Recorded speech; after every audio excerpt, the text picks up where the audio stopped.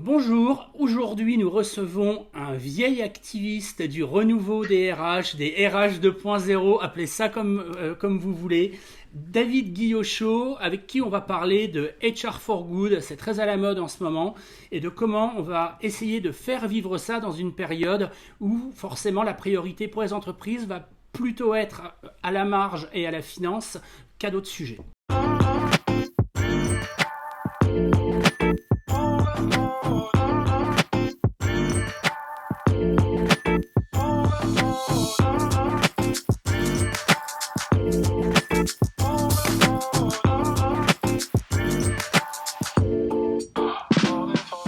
Allez, salut David. Salut Bertrand, bon, merci pour l'intro, j'ai beaucoup aimé, Ouais, ben oui, surtout la partie vieux. bah, la partie vieux, moi je me souviens quand je suis arrivé dans le paysage, entre guillemets, t'as fait partie de mes inspirations quand j'ai lancé mon blog, au tout début. Et puis t'as toujours été dans le paysage, là où il y avait des choses intéressantes qui se passaient, des choses intéressantes qui se disaient, des tendances qui démarraient. T'as toujours été au bon endroit, au bon moment, donc tu te rattrapes bien, c'est sympa.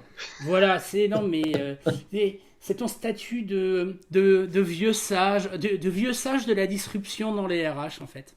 Ah ok, bon écoute, je prends ça vraiment pour un compliment venant de toi et je te remercie. Donc David, est-ce que tu pourrais dire deux mots pour te présenter d'où tu viens, qu'est-ce que tu fais? Alors d'où je viens, je viens du conseil, j'ai commencé ma carrière professionnelle en tant que consultant.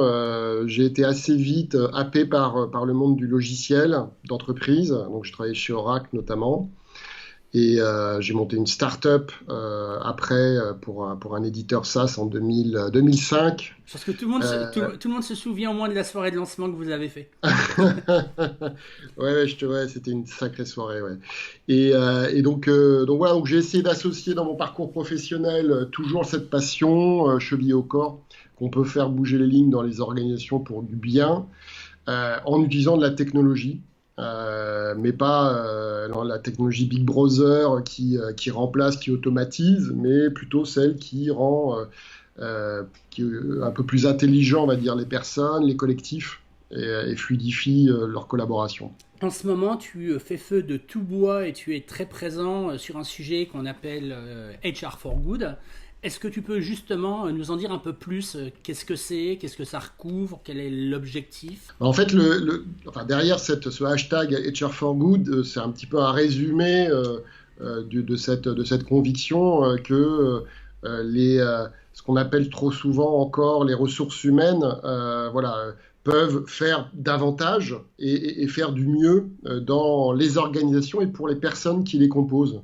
Tu as vécu, toi aussi, comme tout le monde, des moments très particuliers avec le Covid, les organisations, bien entendu, et on s'est rendu compte que l'individu et le collectif reprenaient un sens particulier pendant cette période, du fait de cet éclatement, cet isolement, ce confinement subi, imposé.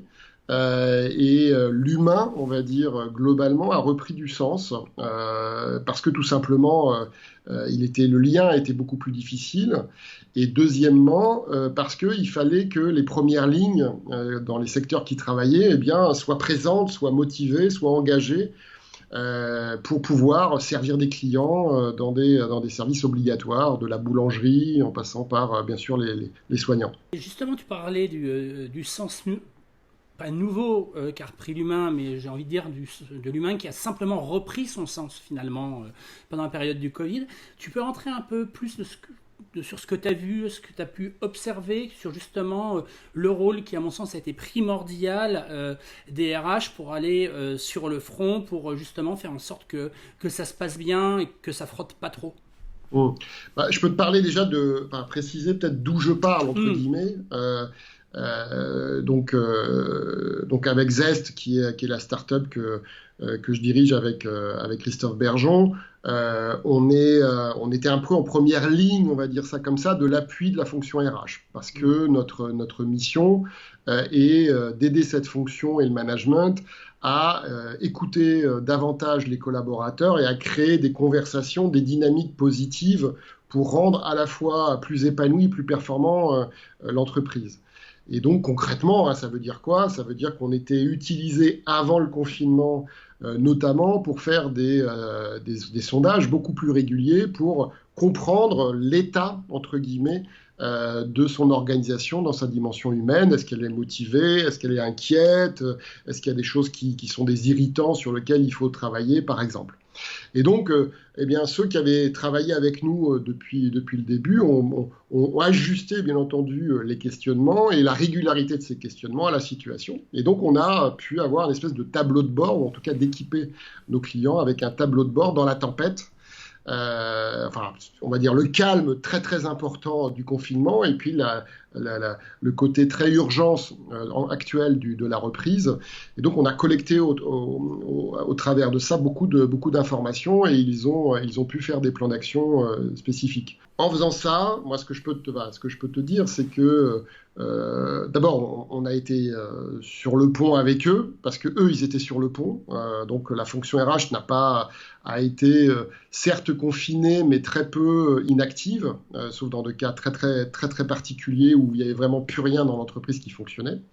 Et donc, ils ont été, bien entendu, même dans des situations très compliquées, les premiers sollicités avec toutes les mesures gouvernementales de chômage partiel, de dispositifs. Donc, ils ont pas pu ne pas y répondre. Ça fait partie de leur première mission et les dirigeants les apprécient beaucoup pour ça. Et puis, très vite, ils ont compris que le lien social, l'état psychologique des collaborateurs avait pris une importance. Et même, ça devenait un sujet de conversation avec les directions générales. Parce qu'il y avait cette interrogation, cette inquiétude. Et aujourd'hui, là, même si je pense que l'épisode Covid n'est pas fini, hein, faut pas, ou en tout cas son épisode humain et économique dans les entreprises n'est pas fini, mais on est quand même dans un deuxième cycle. On a été libéré, délivré, hein, on est sorti de chez nous. On est en provisoire, hein, tu vois, on est en période probatoire. Voilà, en période liberté conditionnelle. Voilà, bon, pour autant, il y a des choses, il y a des business, alors pour certains à redémarrer, pour d'autres à réinventer, à reconstruire, etc. Qu'est-ce que tu penses qu'il va sortir comme entreprise de cette phase de reboot? Alors, il y a effectivement, enfin, je pense que le terme reboot est un terme techniquement juste pour beaucoup d'entreprises. Après, tu sais, c'est comme un ordi. Quand tu le rebootes, tu peux avoir exactement la même chose qu'avant. Donc, ça dépend effectivement de ce que tu vas mettre, ce que tu vas modifier, on va dire, avec ce reboot. Et donc, est-ce que c'est à ISO logiciel ou pas? Et c'est un peu comme souvent, hein, tu parlais de mon côté un peu vétéran, pour avoir vécu d'autres crises et d'autres révolutions, on va dire, technologiques. Je pense qu'il y a pas une seule réponse et tout le monde va avoir, enfin, chaque organisation va avoir, en fonction de son ADN, en fonction de cette volonté réelle ou pas du management ou des contraintes externes qui s'imposent à elle, eh bien, un reboot qui va la transformer. Il y a des contraintes qui s'imposent à tout le monde, qu'il va falloir gérer. Au-delà de cette partie obligatoire, c'est un champ libre à la prise d'action, la prise d'initiative managériale, RH, collective. Et là, on ne sera pas tous, en tant qu'organisation, pareil. Je disais dans un webinar qu'on a fait pendant la période, on a le choix entre être le bon, la brute ou le truand dans ce genre de situation. Hein. C'est des moments de vérité d'entreprise. Voilà, il y en a qui vont avoir une espèce de confirmation de ce qu'ils faisaient déjà, avec de l'autonomisation des équipes, la confiance avec un management coach, par exemple. Et puis, il y a ceux qui vont profiter de la situation pour supprimer les locaux uniquement, sans penser au-delà, qui vont peut-être profiter de sortir, de mettre en place ce qu'ils avaient dans les cartons avant, comme optimisation de productivité, par exemple. Voilà. Donc c'est voilà, chacun, enfin, et ça c'est la responsabilité du management et du collectif de voir quel reboot il va faire. Et là-dessus, j'ajouterais, parce que c'est un sujet auquel je réfléchis pas mal en ce moment, effectivement, tu vas avoir plein d'initiatives qui vont arriver pour des bonnes ou des mauvaises raisons, et je fais pas tant attention aux initiatives finalement qu'à la raison pour lesquelles on les a.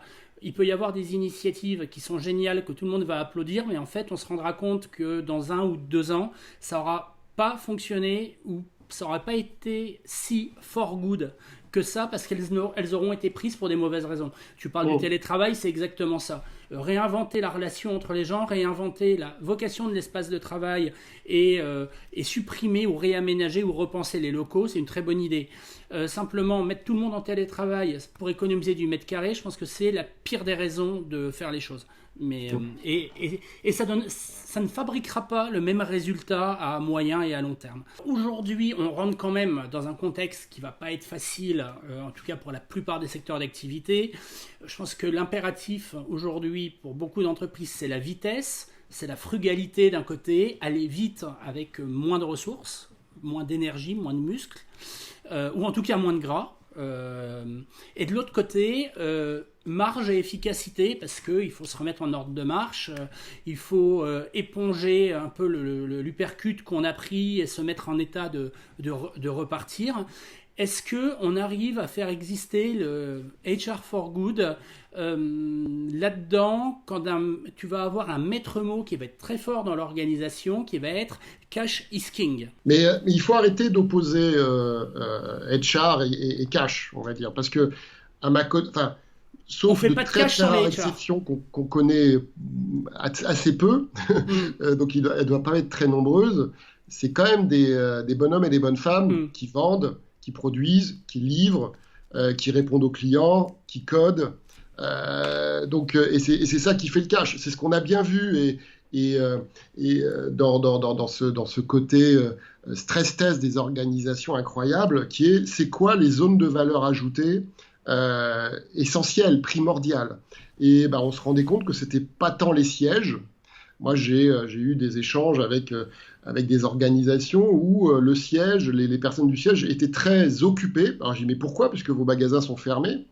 Ah bien, ça fait la 18e itération qu'on fait de la révision des objectifs du trimestre et des prévisions. OK? Et pourquoi vous le faites? Parce qu'on nous le demande. Est-ce que ça crée de la valeur? Non, puisque de toute façon, c'est remis en cause à chaque révision de la période de confinement. Donc, ce que je veux te dire par là, c'est que là, c'est un sujet de management, mais il n'y a pas de secret, c'est les people qui font le succès de l'organisation. Et donc, le succès des people fait le succès de l'organisation. Ça, c'est indispensable.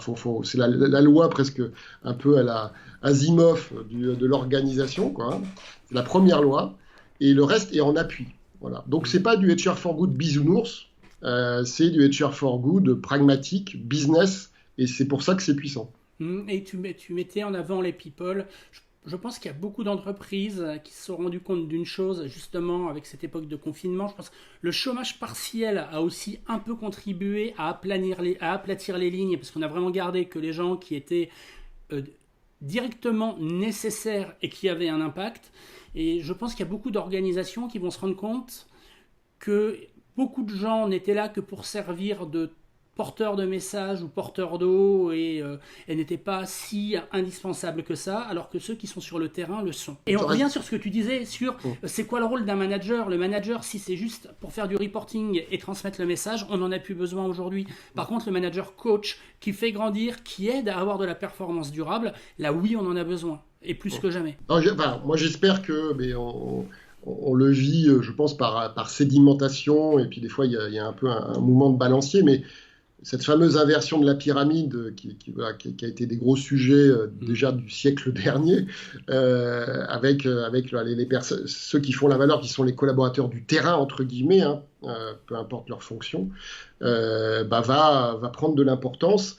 Et ce qui est intéressant, c'est que c'est souvent, et en général, ceux qui sont le moins bien gérés sur des process RH.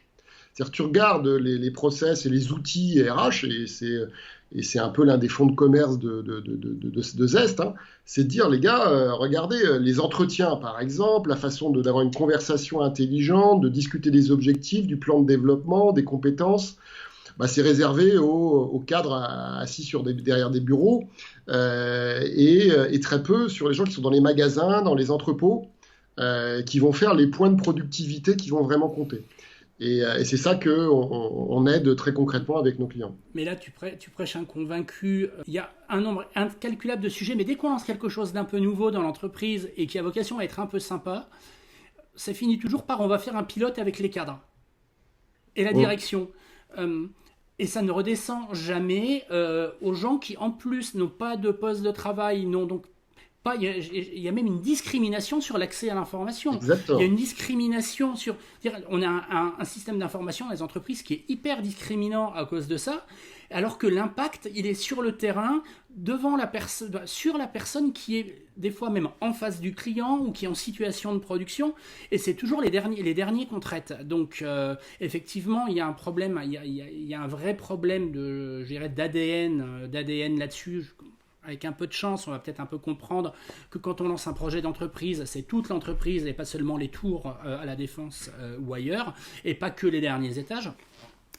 Maintenant, dans les derniers mois, tu l'as dit, on a vu les RH intervenir en mode pompier un peu partout, et j'ai envie de dire des fois, même en dehors de leur périmètre, parce qu'ils allaient combler avec de l'humain ce que d'autres n'avaient pas fait en termes de management et d'organisation. À la place des autres, hors de leur périmètre et des toutes proportions gardées, les directions des ressources humaines, c'était un peu les soignants de l'entreprise là, pendant les mois qui se sont écoulés.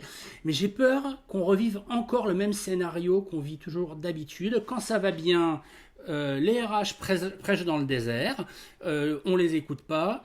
On fait une grosse bêtise, ça explose, on les fait venir en mode pompier, et une fois qu'elles ont éteint l'incendie, on reconstruit, on leur dit maintenant vous retournez, merci beaucoup, retournez à votre métier, et on va reconstruire avec les professionnels de l'organisation et de la finance. Ouais, alors je suis du naturel optimiste, voilà, mais j'essaye d'être pragmatique et d'avoir toujours le GBS, le gros bon sens, voilà, en espèce de rappel. Alors, je vais être quand même optimiste. Je te dis pas que 100% vont avoir une espèce de révélation et vont se transformer très positivement dans le sens sur lequel on aimerait qu'ils aillent. Par contre, il y a un truc qui est très très très particulier avec ce qu'on a vécu et ce qu'on vit encore, et c'est la première fois dans l'histoire, on va dire, économique des entreprises, c'est que le problème venait par les personnes. C'est-à-dire que les personnes ne pouvaient tout simplement pas venir travailler. C'est pas parce qu'il y avait une crise où il n'y avait plus de financement, où il n'y avait plus de clients. C'est que les personnes ne pouvaient pas physiquement, physiologiquement, venir travailler et travailler ensemble. Donc, c'est la contrainte de l'humain qui a fait cet effet domino maintenant que tu évoquais avec la crise économique qui vient. Et ça a quand même une nature qui fait que l'humain a quand même pris l'essor. Moi, j'ai quand même eu des discussions avec des DRH qui m'ont dit, notre directeur général, eh bien, il m'a demandé des choses qu'il m'avait jamais demandé, c'est comment vont mes collaborateurs. Voilà. J'ai besoin d'être un peu, parce qu'ils l'ont vécu eux-mêmes, ce qui était très différent des fois précédentes, parce que souvent ces étages de direction sont assez financièrement, on va dire, protégés, et donc ils ne vivent pas les crises économiques de la même façon que les gens qui sont en première ligne. Là, face au Covid, on n'est tous pas égaux. Et donc ils ont vécu ce stress, ils ont vécu ce télétravail qui s'est imposé à eux. Et donc moi, je pense que ça ne va pas changer tout, mais ça va, entre guillemets, mettre des graines, je pense, sur lequel, eh bien, il faut que l'artisan RH et tous ceux qui croient à cette fonction, pas seulement détenus par des RH, mais par le management finalement des personnes dans l'entreprise, eh bien, si on travaille ce terrain, peut-être un peu, cette graine qui est un peu fertile, on peut faire des choses qui n'ont pas été faites avant. Est-ce que c'est pas justement l'occasion rêvée pour les RH de sortir, je ne vais pas dire de sortir du care, parce que c'est important, mais de ne pas faire que du care, et enfin de voir exister ce serpent de mer dont on parle depuis une éternité, alors qu'on l'appelle comme ça ou qu'on lui donne un autre nom, mais peut-être d'être enfin business partner. Parce que le RH business partner, hein, c'est comme moi, ça fait longtemps, j'attends toujours d'en voir un. Oh non, il y en a. Non, enfin, il n'y en a pas assez. On est d'accord, mais il y en a. Euh, oui, oui. Enfin, je pense qu'à la limite, il faut peut-être pas opposer le caring, enfin le care avec le business, parce que, enfin, notamment dans ce contexte-là, c'est-à-dire qu'on s'est rendu compte que le care, c'était pas juste une espèce de d'ambition personnelle, éthique, sociologique, voilà, sociétale, voilà, de responsabilité de l'entreprise. C'était juste déjà pour faire en sorte que la responsabilité même légale aujourd'hui des dirigeants ne soit pas engagée, si tu veux. Mm. Donc ça, c'est, et bien entendu que le chiffre d'affaires se fasse. J'ai un très bon ami qui a un réseau de boulangerie. Voilà, il fallait que prendre soin de ses collaborateurs parce qu'ils avaient le choix par rapport à un salaire de SMIC de venir ou de pas venir. Et donc ça, c'est quand même un élément qui passe en termes de priorité tout en haut. Euh, alors, le côté business partner, je pense que c'est maintenant. Comme tu l'as très bien dit, alors j'aurais pas toujours que ce focus sur le côté frugal, gras, enfin, toi, cost-cutting. Je pense qu'il fait partie de la Mais tu palette. sais, mais tu sais, ça peut être bon pour la santé parce que Oui, bien on sûr. parle des entreprises vont sortir amaigries. Mais c'est un régime, ça dépend. Tu perds du gras ou tu perds du muscle. Je pense que si cette crise est l'occasion de perdre du gras et de se concentrer sur le muscle, ce sera une très Mm. bonne chose. Mais il y a le bon et le mauvais gras. Il Et y a beaucoup de mauvais, je crois, en ce moment. alors, voilà, enfin, je pense que effectivement, des Gary Hamel ont pas mal prêché sur le mauvais gras, voilà, ces Mm. dernières années. Mais et ça, voilà, je suis pas en train de le contester. Je pense simplement que il faut parfois prendre des solutions ou des chemins qui sont plus courageux, voilà, plutôt que par rapport à des solutions qui seront peut-être à rentabilité pas immédiate. Enfin, je vais faire un témoignage personnel. Chez Zest, on a eu l'autorisation de faire du chômage partiel. Voilà, comme à peu près toutes les startups, on a demandé voilà, notre droit pour le faire, etc., à direct. On ne l'a pas fait. On ne l'a pas fait parce qu'on s'est dit, euh, humainement et en tant que businessman, qu'il y avait une opportunité à continuer à investir, à être auprès de nos clients et à investir sur notre produit. On a pris un risque d'entrepreneur, on aurait pu faire un autre choix, beaucoup plus précautionneux, moins risqué. Et je pense que c'est ça ce qui va se passer dans les organisations.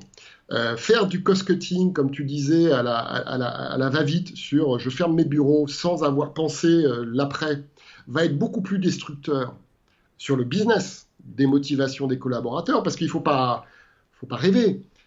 Toi, moi, enfin tous ceux qui sont des talents et les autres vont voir leur organisation au travers il y a un New Deal quelque part. En tout cas, il y a des nouveaux critères dans ce deal. Est-ce que j'aurai la possibilité de faire du télétravail quand je le veux? Est-ce que les temps de transport imposés ou qui seront vraiment nécessaires seront douloureux, risqués, etc. Donc il va y avoir des nouveaux critères. Et ça, je pense que c'est des choses que doit prendre en compte avant la décision. La RH peut aider à ça, justement. Et donc être ce business partner au sens de je vais vous aider à prendre des bonnes décisions par rapport au corps social, aux humains qui font votre bottom line et qui ne sont pas simplement votre top line. Tu parlais de Gary Hamel en parlant de gras et de mauvais et de bon gras. Je te conseille, si tu l'as pas encore fait, de lire Yves Morieux et de regarder quelques-unes de Mm. ses vidéos. Mais c'est exactement ça. Oui, On a un problème.